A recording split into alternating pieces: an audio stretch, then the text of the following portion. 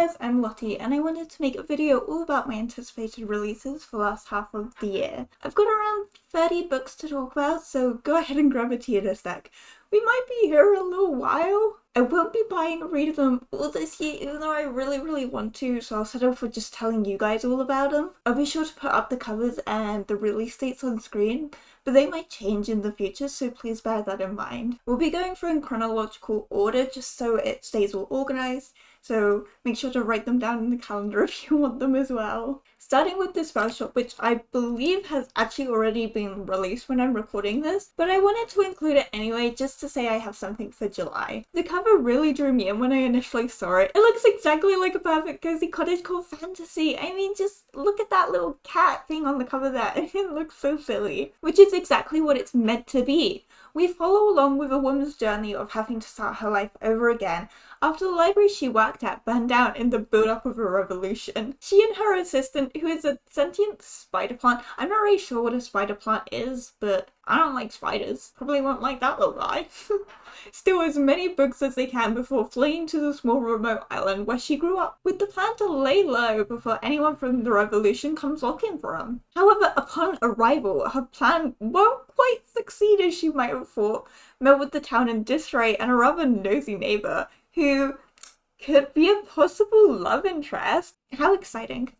She may not be solely at blame for the state of the island, but it is something she kind of feels she must take responsibility for, needing to make right of the town as power was drained by the Empire. The plan of opening up a spell shop to right these wrongs will come at its own risk because the penalty of sharing this knowledge of magic with, I guess, what the Empire calls commoners is death, so she's kind of in a sticky situation. Jumping straight into August, since I only had one book for July, luckily I have quite a few more to tell you guys about. I believe August is gonna be our most heavy month in terms of horrors and thrillers, and for me, oh, I'm so excited, it's gonna be my favourite month. I love spooky.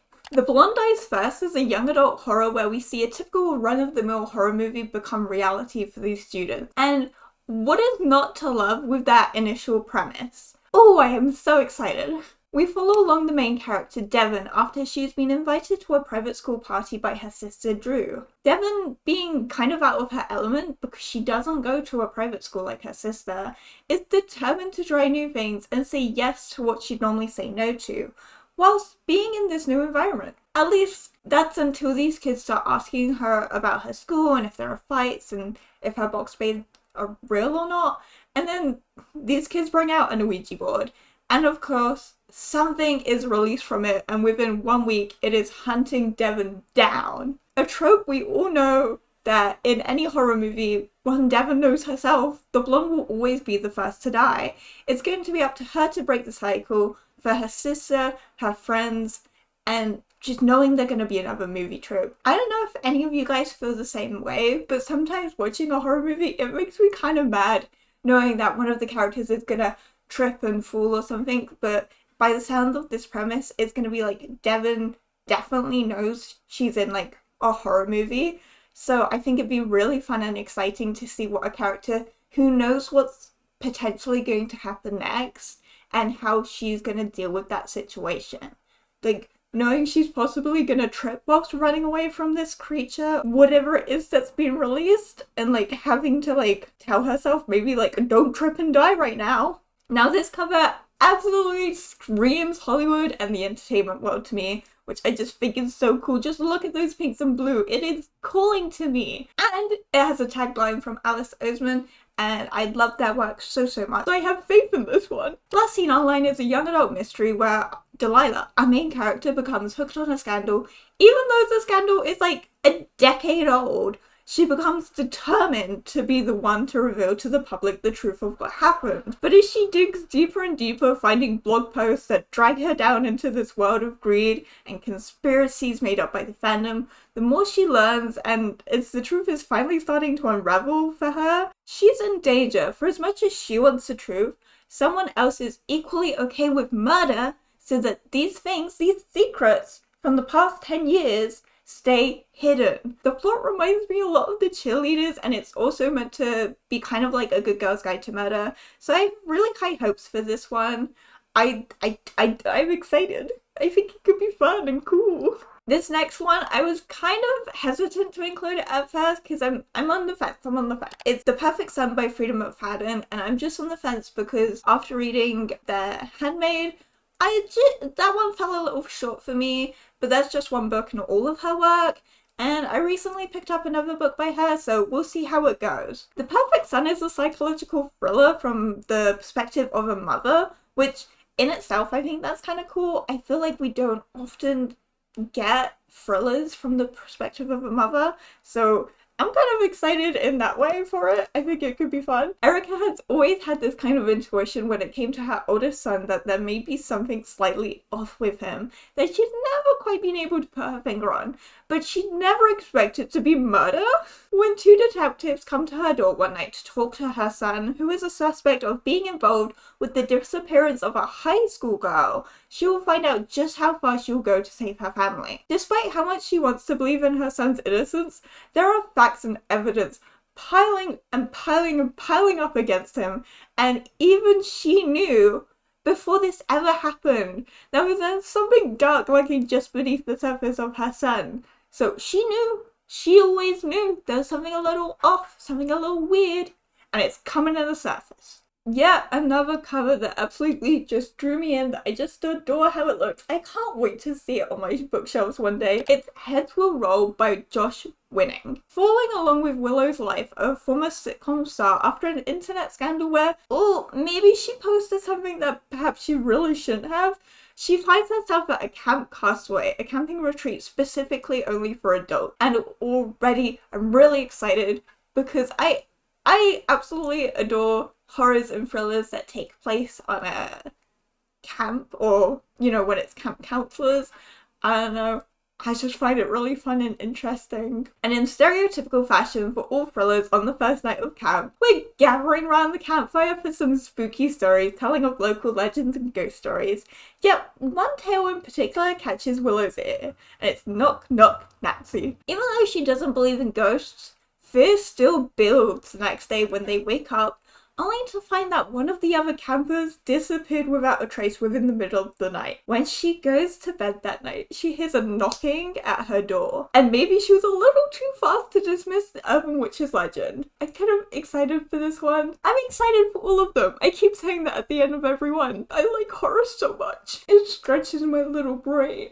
I've been quite patiently awaiting the release of this book for quite some time now after seeing a TikTok from the author about it last November, and it is finally coming out, and you best believe I have this one on pre-order. Ooh, smash that pre-order button. I will be devouring this one as soon as I get my grubby little paws on it. Under the Surface by Diana Urban is set in the Paris catacombs, and if you don't know what that is, it is home to like 6 million skeletons under the Paris surface. Look it up, it's really creepy and spooky to look at, and it kind of makes my skin crawl just thinking about it. I'm sorry. Both Ruby and Sean are away for a senior trip that they just might not be returning from. After caving to her friend and joining her to go to a mysterious French boys' elite party that is being held within the catacombs, they lose their way. And I'm so sorry, why would you even go to that party anyway? I mean, that's so... I couldn't do it myself. No, sir. While they try their best to get out, there is something sinister lurking deep within, and it's chasing them. Like many that have got lost in this maze of skeletons before them, they are likely to die if they cannot get out. All whilst this is going on, her school crush is racing around above ground doing his best to find her, and her friends who went with her before the time runs out for them. I believe this is probably going to be a dual point of view where we will be switching between both Ruby and Sean, and I just can't wait for this one. This is the first book I've seen about the Paris catacombs in a while probably, and it's just, they're so spooky, and I really hope this is a good book. Taking a small step away from my beloved thrillers and horrors, we have Close Knit by Jenny Colgan. Putting the cute cover aside, I was drawn to this one since I really like to crochet myself, and I thought it'd be fun to read a book where there's knitting as a hobby, since I don't often see my own personal hobbies included in the books that I read. Probably because I just read thriller.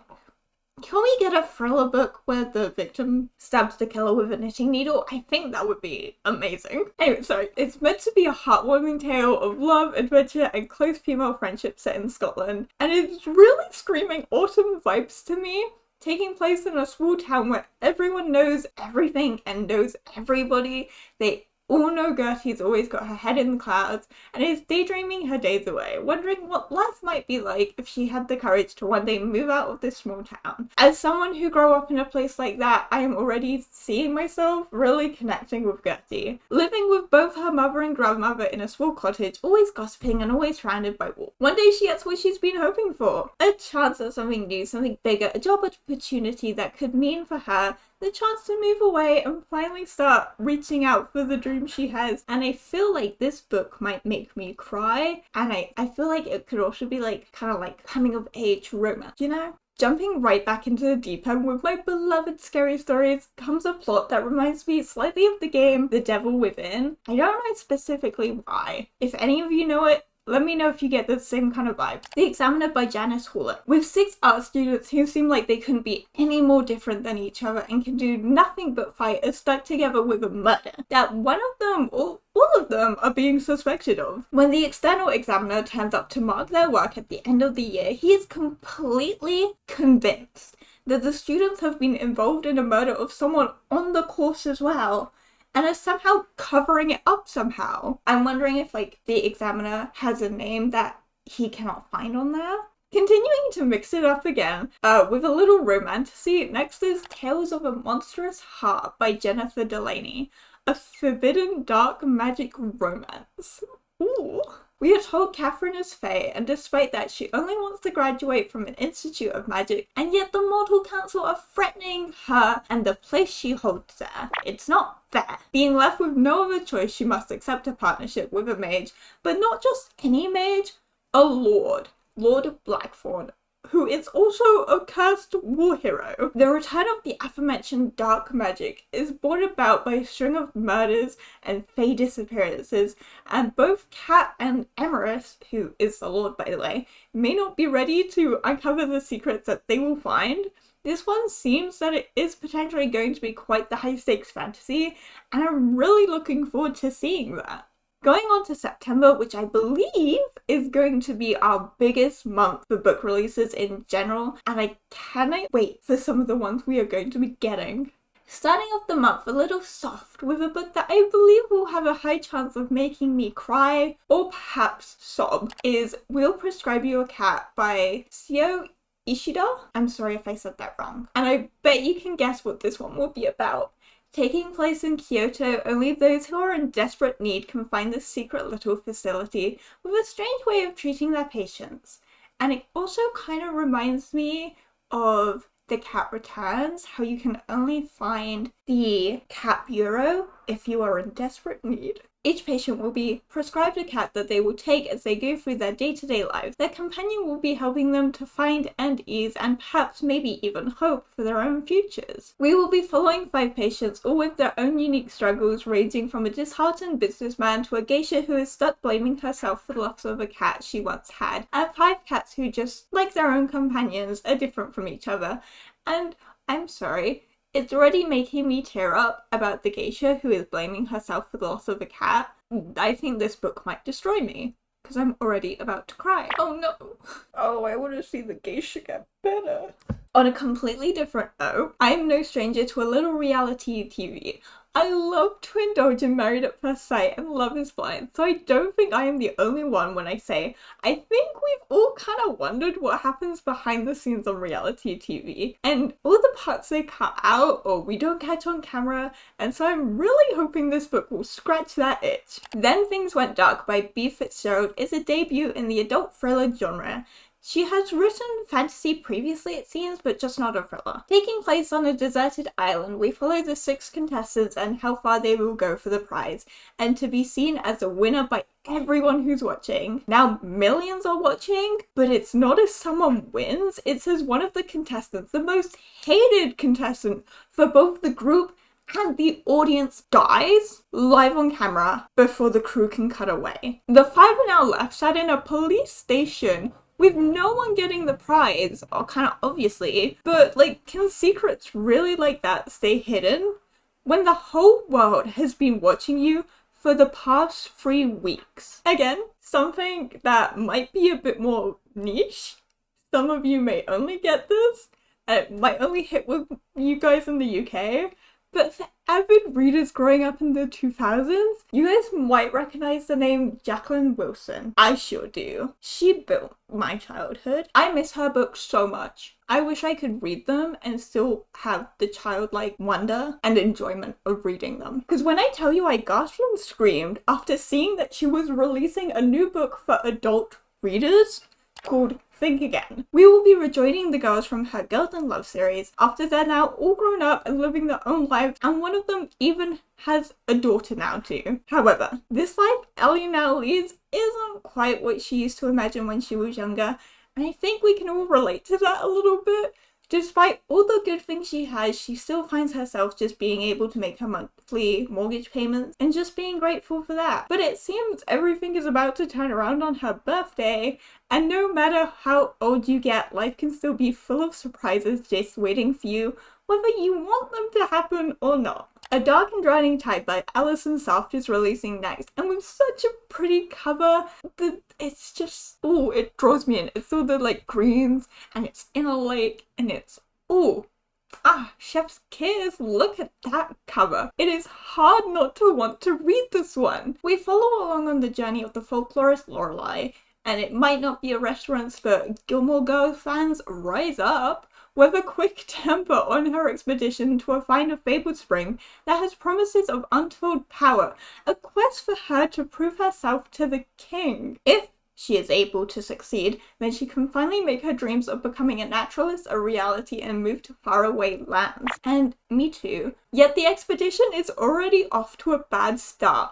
One of the crew has been murdered. She must work together with her academic rival, Sylvia, before a murder can happen again. The hard decision to pursue justice or answering the question of if the kingdom is worth her saving will be one Lorelei will have to choose. Moving to an old abandoned house in Italy is probably the dream for many, but for this couple, it is becoming a fast and dark nightmare. The House of Last Resort by Christopher Golden is a high-concept horror where we see long hidden secrets of this house coming out of the shadows. When the houses in this area are being sold for €1 on the condition you live there for at least 5 years in order to try and revitalize the city, it's hard to say no, especially when you have family there as well. It's a golden opportunity, some might say. Despite the couple's high hopes, when Tommy's grandmother hears of the news, she is furious, or perhaps she's just frightened. The house is not what it seems, despite previously being owned by the church for generations. That was not the worst secret that it held. Instead, it is what the church was doing in the rooms, just how many people have died here, and what was placed in the catacombs just beneath them, because something's stirring. Ooh, spooky. By the author of If We Were Villains, ML Rio, comes Graveyard Shift. I keep calling it the Graveyard Shift, but it's just Graveyard Shift. A modern gothic novella where a group of misfits often meet up to uncover the secrets that lay within a local cemetery. When they find a hole that hadn't been there before, despite it obviously being a grave, it just shouldn't have been there. And so they have no choice but to follow this grave digger. Yet, as they follow, things start to click into place, and mysteries from around town, headlines that they have been seeing for the past few weeks, are starting to make sense. And they're starting to unravel this little mystery. Bez. Another one that I'm really excited for, and I get to talk about it now, because it's up next, and I have pre-ordered this one, is Let's Split Up by Bill Wood. I saw the author promoting it a few months ago, and they said they took inspiration from Scooby-Doo, and I was sold immediately. I love Scooby-Doo so much. I'm a big fan. Scooby-Doo fan number 1 over here. Based in a small town, a group of teens start to investigate a murder that happened in a local Victorian mansion. The current rumor and general theory behind it is that a ghoul haunting the house had done it in order to strike his revenge after being murdered himself hundreds of years ago. Which, I get it, but I hope the police aren't also running with that rumor as well.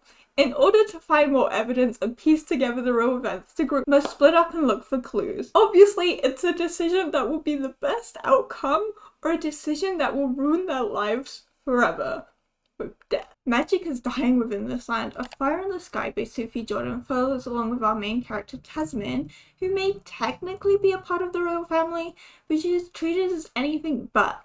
Her family treats her as if she is nothing but a lowest classing servant, and so she feels like she just fits in nowhere. With her position in the family, she finds that she is one day asked to take the place of one of the real princesses and partake in a fake marriage. She has secrets kept so deep within her heart that even she does not know them. I'm kind of excited for this one. We're not given like massive amounts of where the plot's gonna go, but I kind of like that it's like she marries someone, he finds out, and then they kind of have to pair up to like bring magic back to the land. I don't know, it sounds kind of fun to me. Another one that I've been patiently waiting for, and I hit that pre-order button as soon as I could, is Red Rabbit by Alex Gressian. And I checked on this like once a month to see if like when it was coming out. Check like once a month. Every month I was like beep beep beep beep beep. Where is it, sir? A bounty hunter by the name of Old Tom is after the witch Sadie Grace on accounts of witchcraft, and he will not stop at anything until he has her dead or alive. Typical bounty hunter rules. Taking place in Kansas, we will follow the ragtag group of misfits as they journey, encountering different monsters, with danger growing ever more. They are set on getting this bounty or they will die trying. Again, bounty hunter rules. I'm really excited for this one since I expect it to be quite high-paced and action-heavy, and I've been wanting to dip my toes into a western for quite some time now, and I think this is the perfect opportunity to do so. On to October, where I think we are starting to see many more cozy autumn reads releasing, including one that I am hoping is going to be a 5-star. I think she might have 2 5 stars. I could be a dirty little liar though. Nothing Like the Movies is releasing this year, and I'm so excited for this one because it's also coming straight out in paperback. Yes. And before you ask, I've pre-ordered this one, and I'm so excited. So excited for this one. Oh my gosh. My introduction to Lynn Paine's writing was through Better Than the Movies. The romance between Liz and Wes. I am so excited to be joining them again. This is a second chance romance between the two, which it makes me nervous. It makes me real nervous, and I'm personally hoping that it is not a cheating trope, and instead it might just be another reason why they broke up. You know, they are going off to college, you know, maybe they had little disagreements. Since it seems this book will revolve more around Wes trying to win Liz back, I'm really hoping that maybe we get to see Wes's point of view on things. I think that would be really cool since Liz has already moved on apparently, so it'll be up to him to pull out all the stops, and I'm really hoping that we get to like follow along with Wes and like his thought process and like all this and all that. I just think it'd be really fun. I wouldn't be upset if it was from Liz's point again, but a bear can hope. I didn't know about this series until I saw the sequel, which is A Pirate's Life for Tea, but after reading through the synopsis, I definitely want to start this series. I actually might buy a copy of the first book. Ooh, who knows? Cheeky little book, maybe. It's a classic enemies to lovers where we adventure and hunt for dragon eggs to save the hometown, and they must capture a pirate in the process. It's a nautical adventure that I really want to read, as I've never read a book surrounding around pirates, and I feel like I'm probably missing out by never reading a book like that.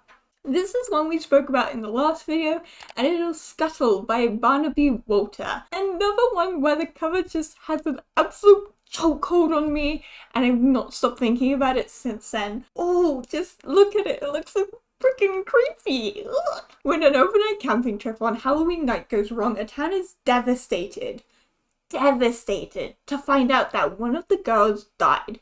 Yet no one can quite understand why her body has been found covered in animal wounds. I'm so excited for this one since I am quite scared of creepy crawlies normally, but knowing this book kind of just revolves around that is quite exciting in itself, and so I'm hoping this one might end up being a high star read, maybe 5 stars, maybe.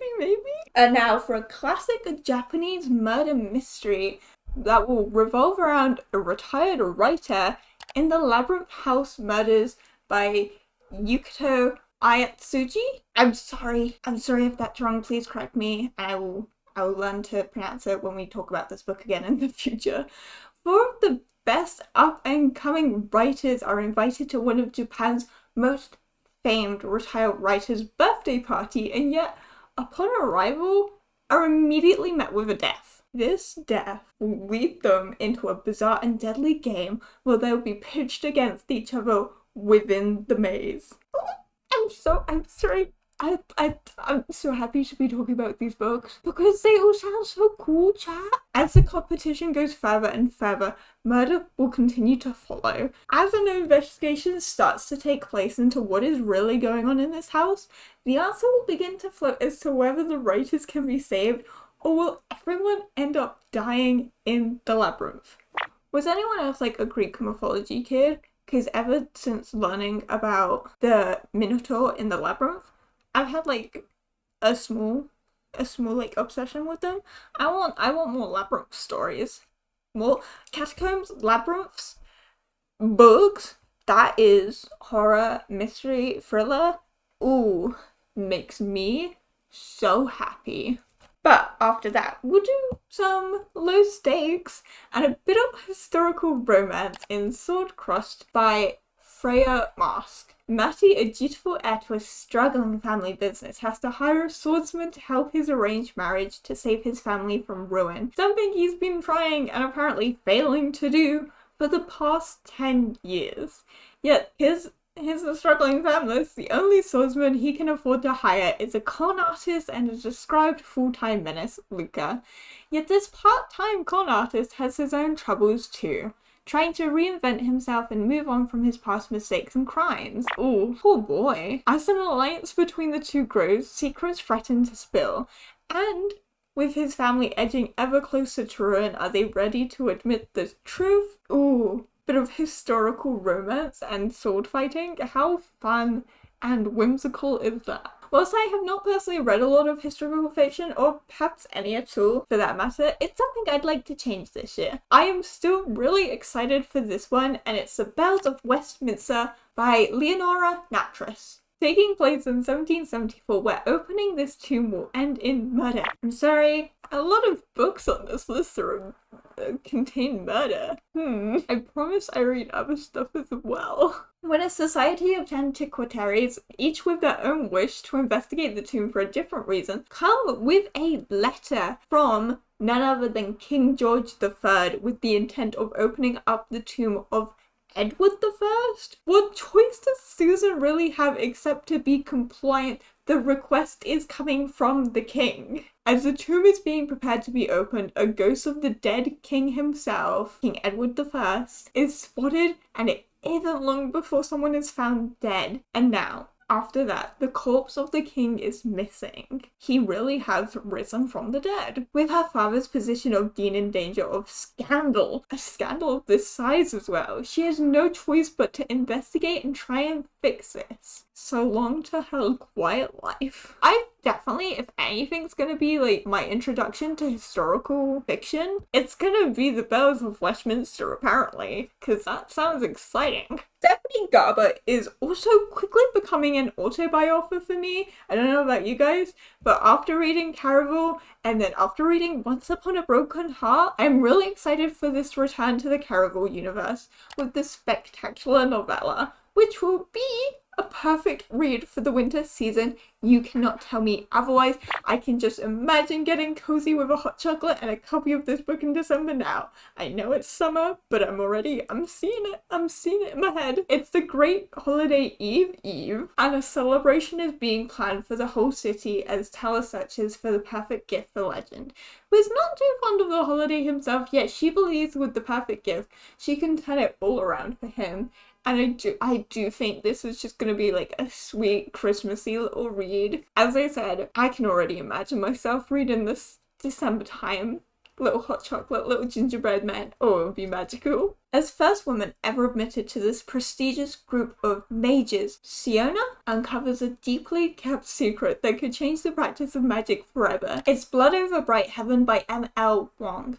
She has dedicated the past 20 years of her life to her study, day and night. Despite getting everything she's dreamed to one day achieve, it isn't quite what she perhaps wanted or expected. As the first and only woman, her colleagues are not welcoming with any sense of the word, giving her a janitor instead of a real lab assistant. Yet what no one realizes about this is that he had not always been a janitor, and instead was a hunter. Working together after overcoming their initial hurdles, they will bring ancient secrets to the present. Ooh, we're into last month. Drumroll for the next one.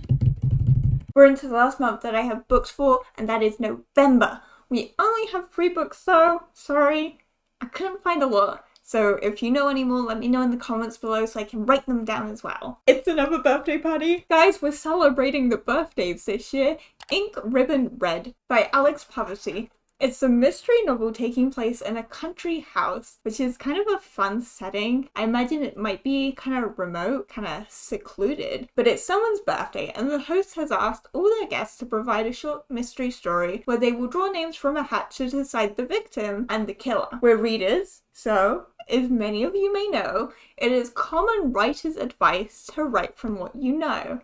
I'm sure we've all heard that growing up doing creative writing in English class. However, in this case, this is where secrets may be spilled, and secrets may not be the only thing being spilled. Secrets that were never meant to have been told. Once a secret has been shared, there is no taking it back. And now these stories about murder will only be ending in murder. The City and Its Uncertain Walls by Haruki Murakami is meant as a love story to books and the libraries we keep them in. As you follow along the journey of the narrator losing a teenage love, he finds himself in a small town where he will become a dream reader, working at the local library and reviewing dreams. However, in reality, he is simply working as a librarian, taking over the job from the ghost. And that's all I know about that one, but it still sounds pretty cool to me. I really want to know how do you review someone else's dreams? Do you know? I feel like that's rather personal. After receiving a ticket to a rare market that only appears once a year, it is quite a feat. The Rainfall Market is all about Saren, who will be offered the chance to swap her life for something different, something better. However, all good things like this must of course come with a catch. If she cannot find what she considers to be her perfect life being accompanied by Aisha the cat within all the stores and other shops that are here in only 1 week, you've heard it, 1 week, 7 days, then she must remain here for the rest of her life. She isn't the only one in the market though, as something kind of lurks and follows along the pair from the shadows. I also think this one sounds really cool. I like the idea of her being in like a market, and it kind of sounds cozy, you know, it's a rainfall market, it only appears once a year when it rains. Oh, I like how it sounds. Oh, and that's all the books we have, yay! Thank you all so much for watching. As I said earlier, if you know any books that I have not mentioned, because there's absolutely tons, please leave them in the comments below so that I and others can go check them out and add them to the ever-growing TBR pile. Because guys, it's a big pile. It's like 400 books big. Physically, it would be bigger than me. Leave a like and perhaps consider subscribing. Please, maybe only if you want to, since it does help me out. Or you can just go find me online. I'm everywhere. I'm everywhere. I'm absolutely everywhere online. I'm so sorry. I have too many accounts. Someone stop me. Bye bye, Beth.